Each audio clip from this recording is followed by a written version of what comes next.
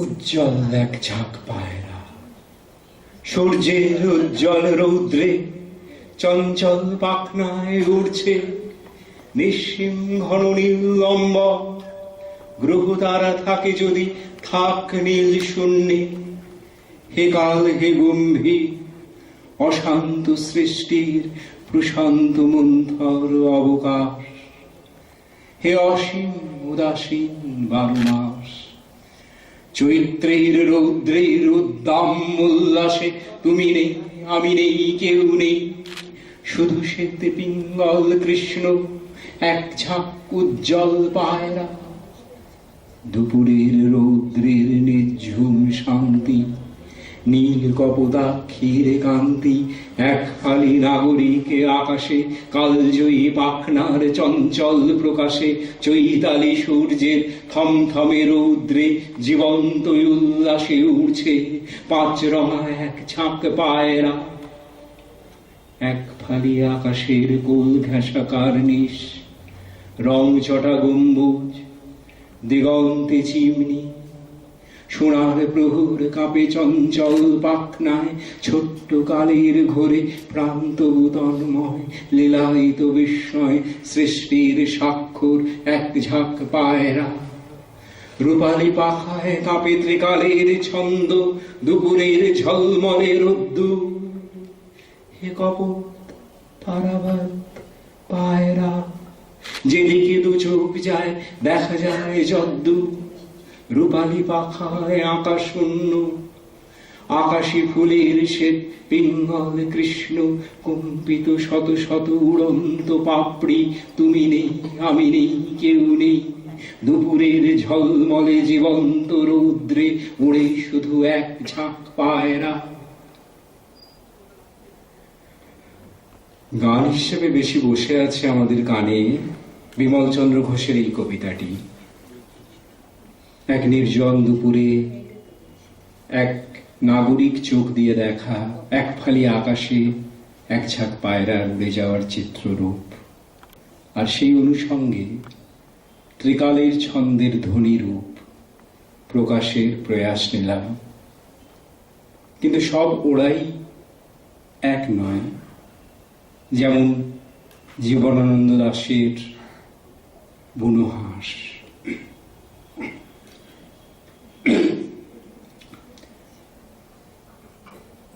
পেঁচার ধূসর পাখা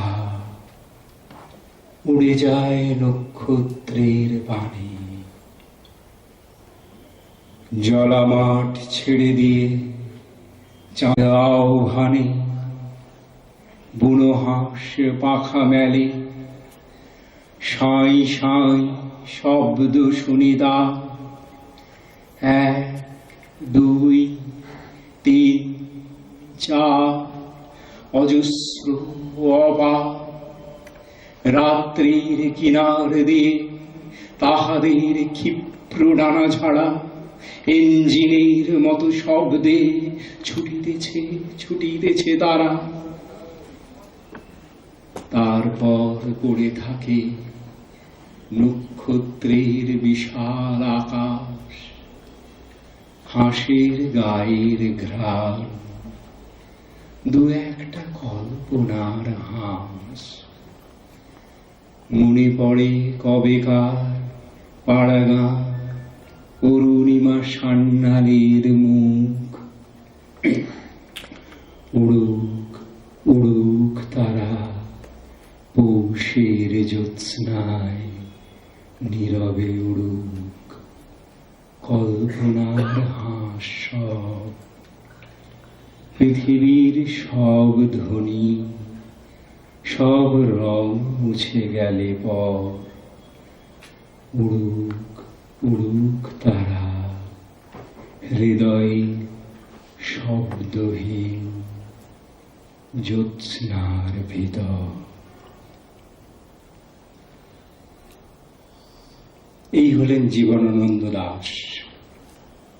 বাংলার প্রকৃতি, প্রেম আর পরাবাস্তবকে যিনি মিলিয়ে দিতে পারেন অলৌকিক কারুকাজে। কিন্তু সেইটাই সব জীবনানন্দ নন। গভীর ইতিহাস বোধ, মানব সভ্যতার অপরিমেয় ব্যর্থতা বোধ, নিরন্তর জিজ্ঞাসা আর প্রান্তিক মানুষের প্রতি সহমর্মিতা, তাও জীবনানন্দই। তেমনই একটা কবিতা, এই সব দিন রাত্রি। মনে হয় এর চেয়ে অন্ধকারে ডুবে যাওয়া ভালো। এইখানে পৃথিবীর এই ক্লান্ত অশান্ত কিনারার দেশে এখানে আশ্চর্য সব মানুষ রয়েছে। তাদের সম্রাট নেই, সেনাপতি নেই, তাদের হৃদয়ে কোনো সভাপতি নেই। শরীর বিবশ হলে ট্রেড ইউনিয়নের কংগ্রেসের মতো কোনো আশা হতাশার কোলাহল নেই। অনেক শ্রমিক আছে এইখানে, আরো ঢের লোক আছে সঠিক শ্রমিক নয় তারা। স্বাভাবিক মধ্যশ্রেণী, নিম্ন শ্রেণী, মধ্যবিত্ত শ্রেণীর পরিধি থেকে ঝরে এরা তো মৃত নয়, অন্তবিহীন কাল মৃতবৎ ঘোরে। নামগুলো কুশ্রী নয়, পৃথিবীর চেনা জানা নাম নেই সব। আমরা অনেক দিন এসব নামের সাথে পরিচিত, তবু গৃহ, নীড়, নির্দেশ সকলে হারায় ফেলে ওরা। জানে না কোথায় গেলে মানুষের সমাজের পারিশ্রমিকের মতন নির্দিষ্ট কোন শ্রমের বিধান পাওয়া যাবে। জানে না কোথায় গেলে জল, তেল, খাদ্য পাওয়া যাবে, অথবা কোথায় মুক্ত পরিচ্ছন্ন বাতাসের সিন্ধু তীর আছে। মেডিকেল, ক্যাম্পবেলের, বেলগাছিয়ার, যাদবপুরের বেড, কাঁচরাপাড়ার বেড সব মিলে কতগুলো সব। ওরা নয়, সহসা ওদের হয়ে আমি কাউকে শুধায়ে কোনো ঠিক মতো জবাব পাইনি। বেড আছে, বেশি নেই, সকলের প্রয়োজনে নেই। যাদের আস্তানা, ঘর, তল্পিতল্পা নেই, হাসপাতালের বেড হয়তো তাদের তরে নয়। বটতলা, মুচিপাড়া, তালতলা, জোড়াসাঁকো, আরো ঢের ব্যর্থ অন্ধকারে যারা ফুটপাত ধরে অথবা ট্রামের লাইন মারিয়ে চলছে, তাদের আকাশ কোন দিকে? জানু ভেঙে পড়ে গেলে হাত আশাশীল হয়ে কিছু চায়, কিছু খোঁজে, এছাড়া আকাশ আর নেই। তাদের আকাশ সর্বদাই ফুটপাতে। মাঝে মাঝে অ্যাম্বুলেন্স গাড়ির ভিতরে রণক্লান্ত নাবিকেরা ঘরে ফিরে আসে, যেন এক অসীম আকাশে। এরকম ভাবে চলে দিন যদি রাত হয়, রাত যদি হয়ে যায় দিন, পদচিহ্নময় পথ হয় যদি দিক ও চিহ্নহীন। কেবলই পাথুরে ঘাটা, নিমতলা, চিতপুর, খালের এপার ওপার, রাজাবাজারের অস্পষ্ট নির্দেশে হা ঘরে হাওয়াতেদের তবে অনেক বেডের প্রয়োজন, বিশ্রামের প্রয়োজন আছে। বিচিত্র মৃত্যুর আগে শান্তির কিছুটা প্রয়োজন। হাসপাতালের জন্য যাহাদের অমূল্য দাদন, কিংবা যারা মরণের আগে মৃতদের জাতি ধর্ম নির্বিচারে সকলকে, সব তুচ্ছতম আর্তকেও শরীরের সান্ত্বনা এনে দিতে চায়, কিংবা যারা এইসব মৃত্যু রোধ করে এক সাহসী পৃথিবী, সুবাতাস সমুজ্জ্বল সমাজ চেয়েছে, তাদের ও তাদের প্রতিভা, প্রেম, সংকল্পকে ধন্যবাদ দিয়ে মানুষকে ধন্যবাদ দিয়ে যেতে হয়। মানুষের অনিঃশেষ কাজ, চিন্তা, কথা রক্তের নদীর মতো ভেসে গেলে তারপর তবু এক অমূল্য মুগ্ধতা অধিকার করে নিয়ে ক্রমেই নির্মল হতে পারে। ইতিহাস অর্ধ সত্যে কামাচ্ছন্ন, এখনো খালের কিনারায়। তবুও মানুষ এই জীবনকে ভালোবাসে।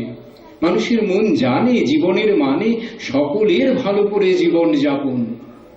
কিন্তু সেই শুভ রাষ্ট্র ঢের দূরে আছে। চারিদিকে বিকলাঙ্গ অন্ধ ভিড়, অনেক প্রয়াণ। মুন্নন্তর শেষ হলে পুনরায় নবমুন্নন্তর, যুদ্ধ শেষ হয়ে গেলে নতুন যুদ্ধের নাম দিল। মানুষের লালসার শেষ নেই। তেচড়া ছাড়া কোনো দিন, ঋতু, ক্ষণ, অবৈধ সঙ্গম ছাড়া সুখ, অপরের মুখ ম্লান করে দেওয়া ছাড়া প্রিয় স্বাদ নেই। কেবলই আসন হতে বড় নবতর সিংহাসনে যাওয়া ছাড়া গতি নেই কোনো। মানুষের দুঃখ, কষ্ট, মিথ্যা, নিষ্ফলতা বেড়ে যায়। মনে পড়ে কবে এক রাত্রির স্বপ্নের ভিতরে শুনেছি একটি কুষ্ঠ কলঙ্কিত নারী কেমন আশ্চর্য গান গায়। বোবা কালা পাগল মিনছে এক অপরূপ বেহালা বাজায়। গানের ঝংকারে যেন সে এক একান্ত শ্যাম দেবদারু গাছে।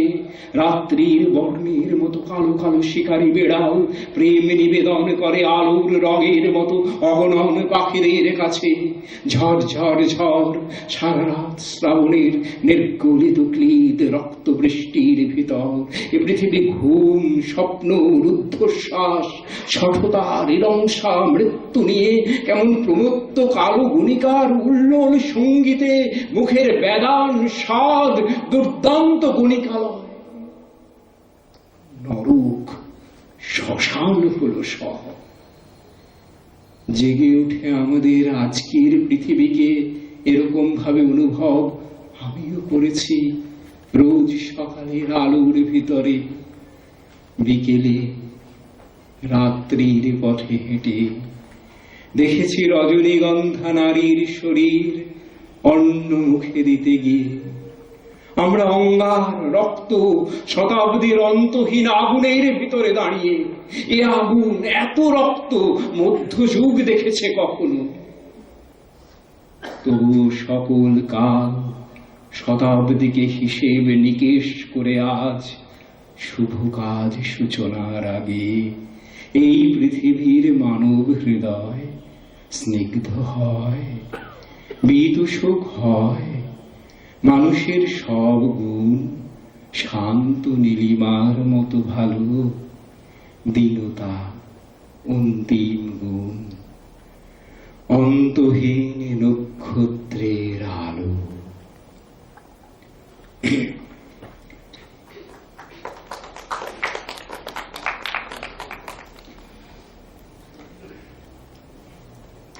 কয়েকটা ছোট ছোট প্রেমের কবিতা। এই এত সব সত্ত্বেও প্রেম তো থেকে যায়। শক্তি চট্টোপাধ্যায়ের চাবি। আমার কাছে এখনো পড়ে আছে তোমার প্রিয় হারিয়ে যাওয়া চাবি। কেমন করে তরঙ্গ আজ খোলো, থুতনি পরে তীর তো তোমার আছে এখন। অমন নতুন দেশে যাবি, চিঠি তোমায় হঠাৎ লিখতে হলো।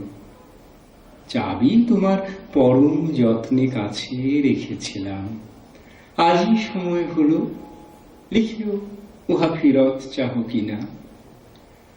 অবান্তর স্মৃতির ভিতর আছে তোমার মুখ অশ্রু ঝলমল, লিখিও উহা ফিরত চাহ কিনা। শঙ্খ ঘোষের শূন্যের ভেতরে ঢেউ।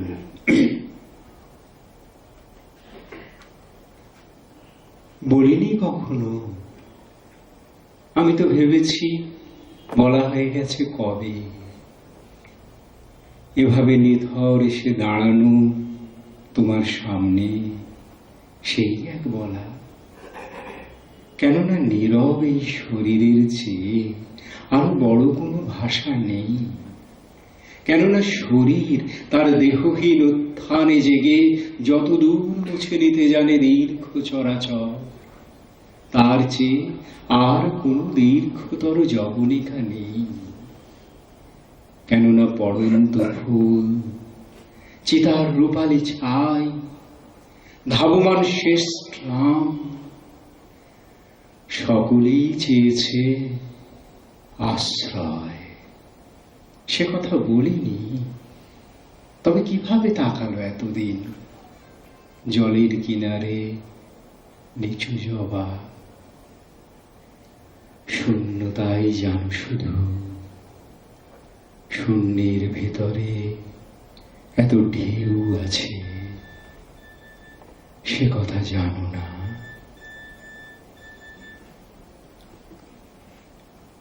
একটা অন্যরকম প্রেমের কবিতা নীরেন্দ্রনাথ চক্রবর্তীর। ঠাকুমা বলতেন, দাদা খুব বেশি তো আর বাঁচব না, এখন তাই সাধ্যমতো আলগা দিয়ে থাকি। যে অল্প সময় আছে বাকি দেখতে দেখতে কেটে যাবে। তোমরা থাকো ভালো, আমি দেখি কি করে আমার আঁচলের গিঁটগুলোকে ধীরে সুস্থে খুলে ফেলা যায়। যখনই বলতেন, বড় নম্র একটি আলো ভেসে উঠত শান্ত দুটি অনুচ্ছ চক্ষুর জানালায়। দিদি তো তক্ষুনি রেগে টং, বলতো তুমি যাবে কোথা, দিচ্ছে বাকে যেতে? আমরা চাইছি গল্প শুনতে, আমরা চাইছি খেতে, নাড়ু বড়ি আম কাসুন্দি খেয়ে দিব্যি আছি। বুঝলে তো ঠাকুমা, তুমি বাজে কথা বাদ দিয়ে বরং গল্প বলো, কিংবা সেই বিখ্যাত লাউয়ের ঘন্ট রাঁধো মুগ ডাল ছড়িয়ে, আমরা চারটি খেয়ে বাঁচি। মোট কথা গেটগুলি তুমি শক্ত করে বাঁধো। ঠাকুমা বলতেন, দিদি, যে লোকটা সব কিছু ছেড়ে একা চলে গেছে তার কথা যে বড্ড মনে পড়ে। সেও তো বলতো, কলকাতা শহরে চিত্ত সুন্দরীর থেকে সুন্দরী যদি বা থাকে, তার অর্ধেক সুন্দর রান্না কোথাও পাবে না। যার দেখা স্বপ্নে রোজ পাচ্ছি, তাকে ছেড়ে আর কি থাকা যায়? বলতে বলতে হাসি ফুটে উঠত ঠাকুমার মুখে, আলো ভাসত দুটি অনুচ্ছ চক্ষুর জানালায়।